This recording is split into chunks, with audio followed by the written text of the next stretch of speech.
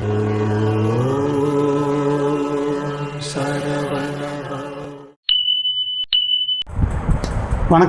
மக்கள் ஓட்டு சேனல் நேயர்களுக்கு எங்களுடைய பணிவான வணக்கங்கள். இந்த சேனலானது மக்கள் நலன் சார்ந்த பல்வேறு விஷயங்களை அவர்களுடைய கவனத்துக்கு கொண்டு சென்று அதன் மூலம் மிக பெரும்பாலானோர் பயனடையக்கூடிய பல்வேறு தகவல்களை தெரிவிப்பதற்காக அமைக்கப்பட்டது. இந்த சேனல் தொடர்ந்து சிறப்பாக நடைபெறுவதற்கு நேயர்கள் சப்ஸ்கிரைப் செய்து கொண்டு தொடர்ந்து ஆதரவளிக்குமாறு அன்புடன் கேட்டுக்கொள்கிறோம். இன்றைய தினம் சில நாடுகள் விவசாயத்தில் மிகவும் உயர்ந்த நிலையில் இருக்கின்றன. அங்கு அதிக விளைச்சலும் இல்லை, குறைந்த விளைச்சலும் இல்லை, ஒரு லாபகரமான தொழிலாக விவசாயம் நடந்து வருகிறது.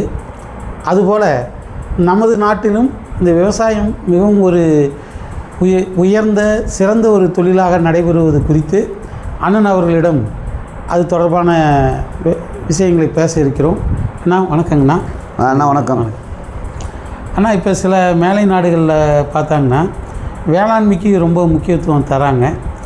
அங்கே இப்போ நம்ம நாடு மாதிரி நிறையா விளைஞ்சி அழியுது அப்படிங்கிறதோ அல்லது பற்றாக்குறை ஏற்பட்டு கஷ்டப்படுவது அப்படிங்கிறதோ இல்லை. விவசாயிகளும் மகிழ்ச்சியாக இருக்காங்க. அது நம்ம நாட்டில் அது மாதிரி பண்ணுறதுக்கு தொடர்பாக உங்களுடைய ஆலோசனை? அதாவதுங்கன்னா, மேலை நாடுகளினுடைய இயற்கையான நிலத்தன்மை, அவங்களுடைய பரப்பளவே நம்ம சின்ன சின்ன வயல்கள் இருக்கும். அங்கே 100 ஏக்கர் 200 ஏக்கர் அதனுடைய விரிந்த பரந்த தன்மை அது வேறு, அது ஒரு மாதிரி செட்டப் இருக்கும். ஆனால் அதையும் மீறி அவங்களுடைய விளைச்சல் அதிகமானால் கூட அவங்களுடைய அறிவியல் ரீதியாக அவங்க சில விஷயங்களை செய்கிறாங்க. அது நம்ம நாட்டில் அந்த அறிவியல் ரீதியாக அத்தனை கட்டமைப்புகளும் நமக்கு இருந்தால் கூட அந்த கட்டமைப்புகளை முழுமையாக நம்ம விவசாயத்திற்கு பயன்படுத்துவதில்லை. இப்போ விவசாயம் எப்படின்னு சொன்னீங்கன்னா, விவசாயம் மட்டும் கிடையாது, விவசாயம் சார்ந்த 20 துறைகள் நம்மளோட இருக்கணும். விவசாயிகளோட 20 துறைகள் இணைஞ்சால் தான் இந்த தொடர்புடையதெல்லாம் கொண்டுட்டு போனால் தான் அந்த விவசாயம் செழிப்படையும். இப்போ உதாரணத்திற்கு விவசாயம் மட்டும் இருந்தால் பத்தாது, விவசாயத்திற்கு தேவையான நீர்வளம் வேணும். நீர்வளத்தை அந்த நீரை எடுத்துக்கிட்டு போகிறதுக்காக அந்த மின்சாரம் வேணும். அந்த மின்சாரம் அதுக்கப்புறம் என்ன மின்சாரத்தை உற்பத்தி பண்ணணும். அந்த உற்பத்தி பண்ணின பொருள்கள் உரிய இடத்திற்கு சந்தைப்படுத்தணும். சந்தைப்படுத்துறதுக்கான மார்க்கெட் வேணும். அதே மாதிரி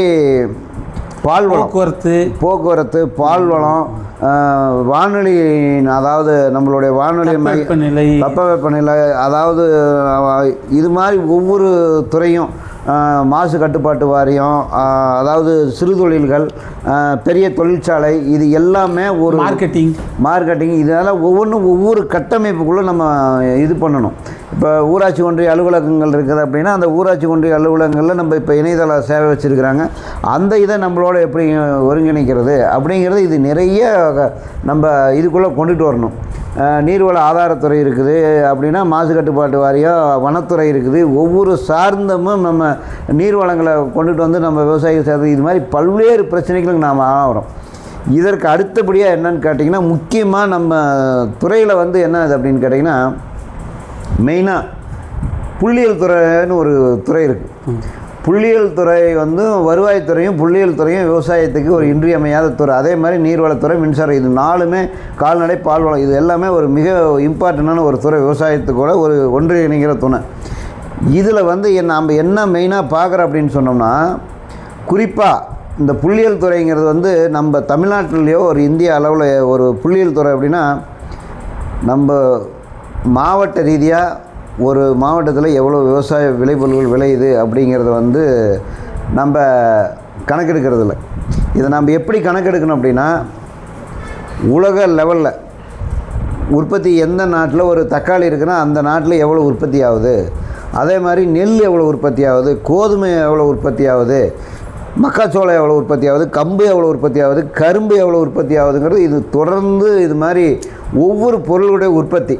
அதே மாதிரி ஒரு நாட்டில் ஒரு நாளைக்கு எவ்வளோ உணவு உற்பத்தி தேவை அப்படிங்கிறது ரொம்ப முக்கியம். அதாவது எவ்வளோ ஒரு நாளைக்கு கம்பு மக்கள் பயன்படுத்துகிறாங்க, சோளம் எவ்வளோ பயன்படுத்துகிறாங்க, கம்பு எவ்வளோ பயன்படுத்துகிறாங்க, இது மாதிரி ஒவ்வொரு பொருளையும் எவ்வளோ உணவு உற்பத்தி பொருள் பயன்படுத்துகிறாங்க. அதே மாதிரி மாமிச வகைகள் எவ்வளோ உற்பத்தி பண்ணுறாங்க, தேவைப்படுது, பால் எவ்வளோ தேவைப்படுது, முட்டை எவ்வளோ தேவைப்படுங்கிறத அந்த புள்ளி விவரம் முதல் அரசாங்கத்துக்கிட்ட வேணும். பருப்பு எவ்வளோ தேவைப்படுது அப்படிங்கிற அந்த புள்ளி விவரம் அரசாங்கத்துக்கிட்ட இருக்கணும். அதாவது ஒரு உலக அளவில் எவ்வளோ வந்து ஒவ்வொரு நம்ம உணவு உற்பத்தி பண்ணுற பொருட்கள் எவ்வளோ உற்பத்தி பண்ணுறாங்க, இந்திய லெவலில் மாநிலங்கள் லெவலில் எவ்வளோ உற்பத்தி பண்ணுறாங்க, மாவட்ட வாரியாக எவ்வளோ உற்பத்தி பண்ணுறாங்க, கிராம லெவலில் அளவில் எவ்வளோ உற்பத்தி பண்ணுறாங்க அப்படிங்கிற ஒரு கணக்கெடுப்பு இருந்தால் தான் ஒரு பொருள் வந்து இப்போ வந்து உதாரணத்துக்கு வந்து வாழை அதிகமாக இந்தியா ஃபுல்லாகவே அதிகமாக இருக்குது, மார்க்கெட்டு குறையுது அப்படின்னு சொன்னால் விவசாயிகளுக்கு அரசாங்கத்தின் மூலம் அந்த புள்ளியியல் துறையினுடைய கணக்கு சரியாக இருந்ததுன்னா உடனடியாக வந்து தகவலை வந்து நம்ம விவசாயி கொண்டு சொல்லும்போது நீங்கள் வந்து இந்த குறிப்பிட்ட ஒரு 50,000 ஏக்கர் 1,00,000 ஏக்கருக்கு மேலே நீங்கள் இந்த வாழையை சாகுபடி பண்ணாதீங்க, மார்க்கெட் இன்றைக்கி குறைவாக இருக்குது அப்படின்னா அதோட நிறுத்திக்குவாங்க, விவசாயம் நிறுத்திக்குவாங்க, அவங்களுக்கு வந்து லாஸ் ஆகாது. அதே மாதிரி எவ்வளோ தேவை உணவு வந்து வாழை எவ்வளோ தேவை அப்படிங்கிறதுனா அரசாங்கம் இப்போ 50,000 வாழை இருக்குது, ஆனால் தேவை 75,000 இருக்குது அப்படின்னு சொன்னோம்னா 75,000 வாழை நீங்கள் உற்பத்தி பண்ணுங்க அப்படின்னு சொல்லலாம்.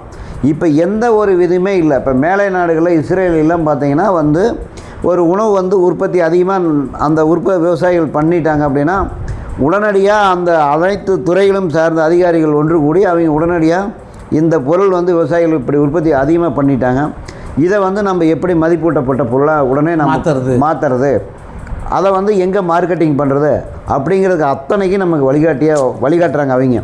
ஆனால் எந்த வழிகாட்டுமே விவசாயிகளுக்கு இப்போ வந்து விவசாயிகள் நெல்லை போட்டாலும் சரி அந்த கொண்டுட்டு போய் நம்ம நெல் குடோனில் தான் போட வேண்டிய, அரசு நெல் குடோனில் தான் நம்ம போட வேண்டியதாக இருக்குது. அதுக்கு 50 ரூபா வாங்குறாங்க, 100 ரூபா வாங்குறாங்கன்னு அது மிகப்பெரிய பிரச்சனையாக காலமாக இன்னும் இருந்துக்கிட்டு இருக்குது. இப்போவும் வந்து இன்னமும் அது அந்த முடிவுக்கு வரல. அதுக்கு பல அரசு வந்து ஒரு சைடில் அதை நிறுத்தணும்னு முடிவு பண்ணால் அதிகாரிகள் வந்து இன்னொரு பக்கம் வந்து அதை ஆளுங்களை அனுப்பிச்சி விட்டுட்டு ஆள் பற்றாக்குறையாக இருக்குது, வேறு ஆள் வந்தால் தான் இது பண்ண முடியும்னு அந்த 50 ரூபாய்க்கே மிகப்பெரிய போராட்டத்தை விவசாயிகள் சந்திக்க வேண்டிய சூழ்நிலை. ஆனால் மேலை நாடுகளில் இது மாதிரி அதிகமான ஒரு உற்பத்தி பண்ணும்போது என்ன பண்ணுறாங்க அவங்க அப்படின்னா, ஒரு 100 டன் நெல் வந்து அதிகமாக விளைஞ்சிருச்சு அப்படின்னா அவங்க என்ன பண்ணுறாங்க, உடனே அதை வந்து மதிப்பு கூட்டப்பட்ட பொருள் தயாரிக்கிறாங்க, மாற்றிடுறாங்க. இப்போ விவசாயி அங்கே போக வேண்டியதில்லை, அந்த குடோனுக்கு கொண்டுட்டு போக விடுறதில்ல, நேராக மதிப்பீட்டப்பட்ட பொருள், அதாவது நெல்லை வந்து அரிசியை வந்து மாவாக்கி மாவை வந்து எக்ஸ்போர்ட் பண்ணிடுறாங்க, முடிஞ்சு போச்சு. அதில் வந்து நிறைய அதுக்கு வந்து அதாவது சத்து மாவு தயாரிக்கிறதுக்கே ஏகப்பட்ட அரிசி மாவு எண்ணெய் கூட எடுக்கிறாங்க, தவிட்டு எண்ணெய் அது தனி. இதை வந்து அரிசியில் இருக்கிற மாவை அரைச்சி சத்து மாவு இது தயாரிக்கிறதுக்கு அதை பயன்படுத்துகிறாங்க. இந்த புள்ளி விவரங்களை கணக்கெடுப்பதற்கு தமிழகத்தில் சரியாக ஆள் இல்லை. முதல்ல தமிழகத்தினுடைய வேளாண்மை துறை அமைச்சருக்கு இந்த காணொலியின் மூலம் நாம் தெரிவிக்கிறது என்னென்னா, புள்ளியியல் துறையை நீங்கள் வலுப்படுத்தணும். கன்னியாகுமரி மாவட்டத்தில் எவ்வளோ நெல் விளையுது, செங்கல்பட்டில் எவ்வளோ நெல் விளையுது, தஞ்சாவூரில் எவ்வளோ நெல் விளையுது, கோயம்புத்தூரில் எவ்வளோ நெல் விளையுது, மதுரையில் எவ்வளோ நெல் விளையுது, நாமக்கல்லில் எவ்வளோ நெல் விளையுது, தஞ்சாவூர் இது துறையூர், இது மாதிரி ஒரு நெல் விளையிற அத்தனை இடங்களையுமே ஒரு கணக்கு எடுக்கணும். அதே மாதிரி எந்த சிறிய பொருள் ஒரு கீரையை கூட புள்ளியியல் துறையின் மூலம் இந்த விவசாயி இவ்வளோ போடுறாங்க, இந்த கீரை இவ்வளோ தேவைப்படுது அப்படிங்கிறத துல்லியமாக கணக்கு எடுத்துட்டோமா எந்த பிரச்சனையுமே விவசாயிகளுக்கு வராது. நீர் எவ்வளோ இருக்குதுங்கிறது அந்த புள்ளியியல் துறையின் மூலம் அளவு எடுத்துட்டாங்கன்னா விவசாயிகளுக்கு நீங்கள் எச்சா ஒரு பொருள் உற்பத்தி பண்ணணுங்கிற அவசியம் கிடையாது, குறைந்து பண்ணணுங்கிறதும் கிடையாது. இப்போ பயிர் வகையெல்லாம் பார்த்தீங்கன்னு வச்சுங்க, நம்ம சிறுதானிய பயிர்கள்லாம் வந்து வட மாநிலங்கள்லேருந்து வெளிநாடுகளிலிருந்து வருது. இப்போ 4 நாளுக்கு அளவில் குறைஞ்சிக்கிட்டே இருக்குது. இதெல்லாம் வந்து நம்ம தவிர்த்திடலாம். இதுதான் இந்த புள்ளியியல் துறை வந்து நம்ம நவீனப்படுத்தணும் அப்படிங்கிறத திரும்ப நம்ம வலியுறுத்துறதுக்கு காரணமே இந்த மாதிரி பிரச்சனைகள் வந்து ஒரு 75% 80% விவசாயிகளுடைய பிரச்சனையை குறைப்பதற்கு மிக ஒரு நமக்கு வந்து வாய்ப்பு மிகவும் பயனுள்ளதாக இருக்கும். கண்டிப்பாக. அதாவது இதை நம்ம புள்ளியியல் துறையில் பார்த்தோம்னா கேட்டோம்னா நான் மாவட்டத்துக்கு 1 அதிகாரி 2 அதிகாரி இருக்கிறேன். அவங்க வந்து என்ன பண்ணுறாங்கன்னா வருவாய்த்துறையின் மூலம் போய் அவங்க என்ன சொல்கிறாங்களோ அந்த கணக்கு எடுப்பாங்க. துல்லியமான கணக்கெடுப்பு இது வரைக்குமே இல்லை. இப்போ மக்கள் தொகை எப்படி கணக்கெடுக்கிறாங்க, துல்லியமாக எடுக்கிறாங்களோ அது மாதிரி இந்த வேளாண்மை துறையிலும் அதாவது துல்லியமான கணக்கெடுப்பு இருக்கணும். அது இருக்குது, ஆனால் இல்லை துறை ஒன்று இருக்குது, அந்த துறையினுடைய செயல்பாடு எப்படி இருக்குதுங்கிறத இப்போ அதில் பிரச்சனையாக இருக்குது. அதனால் நம்ம வந்து இது ஏனாதானான்னு இருக்கும்போது வருங்காலங்களில் இப்போ வந்து பல நம்ம 1970 இப்போ 2026 இந்த காலகட்டத்தில் வந்து பார்த்திங்கன்னா கிட்டத்தட்ட 66 லட்சத்துலேருந்து 33 லட்சம் 30 லட்சம் ரூபாய் 30 லட்சத்துக்கு வந்துருச்சு உணவு உற்பத்தி பண்ணுற விவசாய நிலங்கள். இது நாளடைவில் இன்னும் குறையாமல் இருப்பதற்கு வேளாண்மை துறையில் வந்து அவ்வளவு அத்தனை துறை இருக்குது. ஒரு துறையே இருந்தால் போதும் வேளாண்மை துறையில். வேளாண்மை துறை, தோட்டக்கலைத்துறை, பொறியியல் துறை, மார்க்கெட்டிங்கு, இது மாதிரி நிறைய அவங்க இதில் இது வச்சுருக்கிறாங்க. இத்தனை துறைகள் இருந்து கூட்டுறவுத்துறை, இத்தனை துறைகளும் இருந்து ஆனால் இதை விவசாயத்தை நம்மளால் ஸ்டடி பண்ண முடியல. ஆனால் விவசாயம் நாளுக்கு நாள் வந்து நலிவடைந்து அவங்க விவசாயத்தை விட்டுட்டு வேறு வேலைக்கு தான் போயிட்டுருக்குறாங்க. அதனால் வந்து இந்த புள்ளியியல் துறையை வந்து துல்லியமாக வந்து கணக்கீடு செய்யணும். ஆமாம், கணக்கீடு செஞ்சால் மட்டும்தான் விவசாயத்தை காப்பாற்ற முடியும். வருங்காலத்தில் முன்னாடி கண்டிப்பாக முடியாது. இப்போ பார்த்தீங்கன்னு வச்சுங்க, இப்போ கர்நாடகாவிட்டிருந்து நம்ம வந்து 40,000 லிட்டர் 50,000 லிட்டர் பால் கொள்முதல் செய்கிறாங்க ஒரு தகவல் வருது. நமக்கு இப்போ எவ்வளோ குறைஞ்சிருக்குது, எத்தனை கறவை மாடுகள் இருக்குது, நம்ம தமிழ்நாட்டுக்கு எவ்வளோ தேவைங்கிறத அது புள்ளி விவரமாக ஒரு நாளைக்கு பொதுமக்கள் எத்தனை லிட்டர் பயன்படுத்துகிறாங்க, நம்மகிட்ட எவ்வளோ தேவை இருக்குது, நம்ம இன்னும் எவ்வளோ எத்தனை மாடுகள் கறவை மாடுகளை வச்சு பயன்படுத்தணும்னு தெரிஞ்சால் அதுக்கு இது பண்ணலாம். இப்போ ஆதி காலத்துலலாம் பார்த்திங்கன்னா கிராமப்புறத்தில் ஆடு மாடுகள் மேய்க்கிறதுக்கே வந்து மந்தவெளி புறம்போக்கு, மேய்ச்சல் தரை புறம்போக்கு, இது மாதிரி நிறையா இருந்தது. இது எல்லாமே நாளடைவில் என்னென்னா அரசாங்கம் வந்து இலவச மந்தவெளியில் யாராச்சும் போய் அரசியல்வாதி கிட்ட போய் முறையிட்டாங்கன்னா தாசில்தாரி ஆடியோ கலெக்டரை கூப்பிட்டு அந்த மந்தவெளியில் இருக்கிறது ஒரு 10 இடத்துல பட்டா போட்டு கொடு, மேய்ச்சல் தரையில் ஒரு 50 இடத்துல பட்டா போட்டு கொடு, இது அந்த நம்ம சிப்காட்டுக்கு நிலம் கொடு, ரோடு போடுறதுக்கு நிலம் ரோடு போடுன்னு கொடு, இதெல்லாம் இந்த கால்நடைகள் வளர்ப்புக்கு இடமே இல்லாமல் எல்லாமே குறுக்கிட்டு வராங்க. குறுகி அந்த இடமே அந்த கால்நடை இப்போ அந்த மேய்ச்சல் தரையில் வந்து அந்த ஊராட்சியில் இருக்கிற பொறுப்பாளர்கள் அந்த இடத்துல போர்வெல் அமைச்சு தீவன பயிரை உற்பத்தி பண்ணி அந்த கிராமத்தில் இருக்கிற கால்நடைகளுக்கு கொடுக்கணும். அது அரசாங்கமே பணம் கொடுக்கணும். ஆனால் அந்த திட்டமே இல்லையே. இப்போ நாளடைவில் அந்த மேய்ச்சல் தரை எதுக்கு இப்போ இருக்குதுங்கிறதே தெரியாத அளவுக்கு இப்போ கால்நடைத்துறையும் பால்வளத்துறையும் செயல்பட்டுக்கிட்டு இருக்கிறாங்க.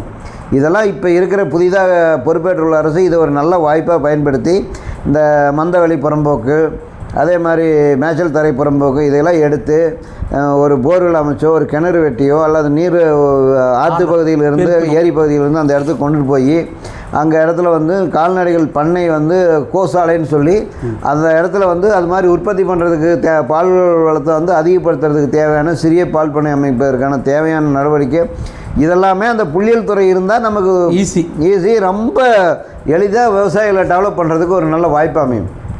இதெல்லாம் எதுவுமே அந்த கட்டமைப்பே அந்த புள்ளியியல் துறைக்குள்ளே வரமாட்டேங்குது. இதுதான் மெயின் காரணம். இப்போ அதிக விலை கொடுத்து வெளி மாநிலங்களில் வாங்குகிறாங்க, அதனால் நஷ்டமும் ஏற்படுது.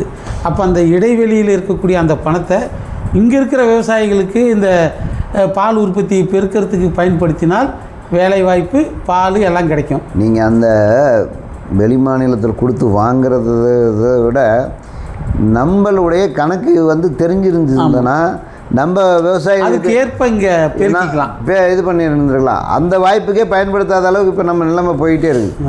அதனால தான் நம்ம வந்து ஒவ்வொரு நாளுமே வந்து நம்ம 30 நாள் இருக்கிறோம்னா அந்த 30 நாளுக்கு தேவையான தமிழகத்திற்கு என்ன உணவு தேவை, எவ்வளோ தண்ணீர் தேவை, எவ்வளோ வந்து பால் தேவை, பருப்பு வகைகள் தேவை, கீரை வகைகள் தேவை, காய்கறிகள் தேவைங்கிறத இந்த புள்ளியியல் துறையின் மூலம் எல்லாமே ஒருங்கிணைச்சு கொண்டாந்து ஒரு கட்டத்துக்குள்ளே நம்ம வச்சுக்கலாம். எங்கேயுமே போக வேண்டியதில்லை. அரசு அதிகாரிகள் செய்தித்தாள்கள் மூலமும் நம்ம இந்த இது மாதிரி யூடியூப் சேனல், டிவி இது மாதிரி எல்லா இடத்துல கிராம நிர்வாக அலுவலர், பால் சொசைட்டி, இது மாதிரி எல்லா இடத்துலையுமே அந்த செய்திகளை நம்ம கொண்டுட்டு போயிட்டோம்னா ரொம்ப ஈஸியாக வேலை முடிஞ்சிடும்.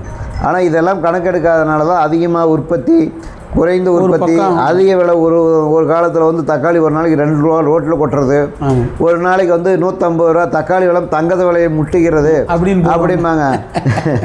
இதெல்லாமே நம்மளுடைய சரியான கணக்கெடுப்பு இல்லாத காரணம் தான், வேறு ஒன்றுமே கிடையாது. விவசாயத்தை மிக அற்புதமாக கொண்டு செல்லலாம். அதற்கான அத்தனை கட்டமைப்புகளும் தமிழகத்தில் இருக்குது. அந்த கட்டமைப்பை முழுமையாக திறன்பட செயல்படுத்தக்கூடிய ஆட்சி அதிகாரத்தில் இருப்பவர்கள் அதை கவனித்து அதை உற்று நோக்கி நடவடிக்கை எடுக்கணும். இதுதான் இதில் இருக்கிற விஷயமே. திட்டமிட்டு செயல்பட்டால் மிகப்பெரிய நன்மை இருக்குது. அரசுக்கும் இருக்குது, விவசாயிகள் இருக்குது. ஆனால் திட்டமிடுற இடத்துல வந்து விவசாயிகளை பற்றி தெரிகிற இது இல்லையே. எல்லாமே ஐஏஎஸ் தான் இருக்கிறாங்க. ஒரு ஐஏஎஸ் ஆஃபீஸர் ஒரு துறையினுடைய செயலாளர் இருக்கிறாருன்னா இந்த விவசாயத்தினுடைய கடைசி இடத்துல அந்த இருக்கிற விவசாயினுடைய கஷ்டத்தை வந்து உணர்ந்தவராக இருக்கணும். அப்படி இல்லையா, இப்போ இங்கிலாந்து போன்ற நாட்டிலலாம் என்னென்னா ஒரு பிரதமர் இருக்கிறாருன்னா அவருக்கு ஒரு நிழல் பிரதமர் இருப்பார், ஒரு அமைச்சர் இருக்கிறாருன்னா அவருக்கு ஒரு நிழல் அமைச்சர் இருப்பார், அவருக்கு ஆப்போசிட்டாக இருப்பார். இவர் வந்து அந்த கருத்து சொன்னால் அதுக்கு இவர் ஆப்போசிட் சொன்னால் அதை உடனே கவனத்தில் எடுத்துக்கிட்டு செய்கிற மாதிரி. நீங்கள் ஆப்போசிட்டில் கருத்து சொன்னீங்கன்னா ஜெயிலில் தான் இருக்கணும் விவசாயி. இதுதான் ஒரு காரணத்தை சொல்லி பிடிச்சி உள்ள போட்டு. ஆமாம், நீங்கள் நல்ல ஆலோசனை சொல்கிறவர்களுக்கு தமிழ்நாட்டில் வேலை கிடையாது. ஆலோசனையே சொல்லாமல் அமைச்சர் சொல்கிறாரா தலையாட்டணும், அதிகாரி சொல்கிறாரா தலையாட்டணும், ரைட் எல்லாம் ஆமாங்க ஐயா அப்படின்னு போட்டால் தான் நல்லவர். நீங்கள் தமிழ்நாட்டில் நீங்கள் எதிர்த்து ஒரு பதில் சொன்னீங்கன்னா நீங்கள் எல்லாருமே கெட்டவர். இதை தான் இந்த மாதிரி இந்த புள்ளியியல் துறையை நம்ம வலுப்படுத்தணுங்கிறது இந்த நிகழ்ச்சியின் வாயிலாக நம்ம கேட்டுக்கிறோம். உண்மைதான். அரசாங்கம் இப்பொழுதாவது இந்த புள்ளியியல் துறையில் உரிய கவனம் செலுத்தணும். பல்வேறு துறைகள் ஒருங்கிணைந்து ஒரு சரியான விவரத்தை விவசாயிகளுக்கு அளிக்குமே ஆனால் அதிகமான உற்பத்தி அழிவு அப்படிங்கிற பேச்சும் இருக்காது. மிக குறைவான உற்பத்தி, அதனால் தட்டுப்பாடுங்கிற ஒரு கஷ்டமும் இருக்காது. மக்கள் இதை நல்ல முறையில் பயன்படுத்திக்க முடியும். அரசுக்கும் இதனால் நிறைய நன்மைகள் ஏற்படும். மரியாதைக்குரிய வேளாண் துறை அமைச்சர் அவர்களாகட்டும், மாண்புமிகு தமிழக முதல்வர் அவர்களும் இந்த விஷயத்தில் சிறப்பு கவனம் செலுத்தி இந்த ஆலோசனைகளை ஏற்றுக்கொண்டு அதற்கான நடைமுறைகளை செயல்படுத்த வேண்டும் என இந்த ஒரு நிகழ்ச்சியின் மூலமாக நாங்கள் தெரியப்படுத்திக் கொள்கிறோம். நன்றி, வணக்கம்.